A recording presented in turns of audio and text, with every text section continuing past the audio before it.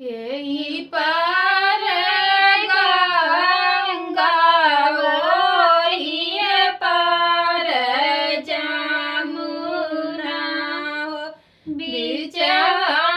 में कदम कर पेड़ बिचवा में कदम कर पेड़ तेई चढ़ी कृष्ण ओ बांसुरी बजान हो गौआ चरनी फूलवार गौआ चरनी फूलवार घर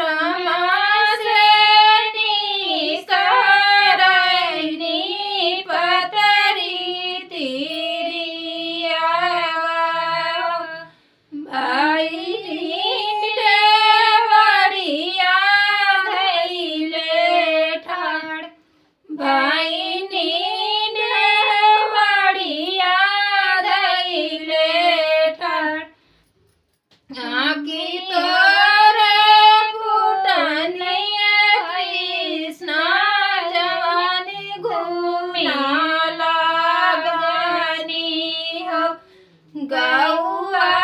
चरनी फूलवार गौआ चरनी फूलवार कौ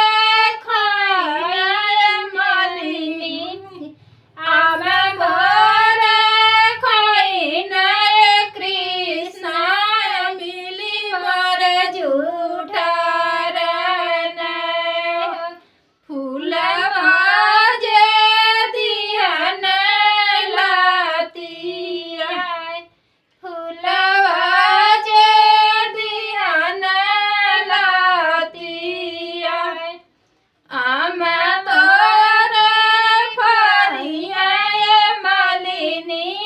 मिली कर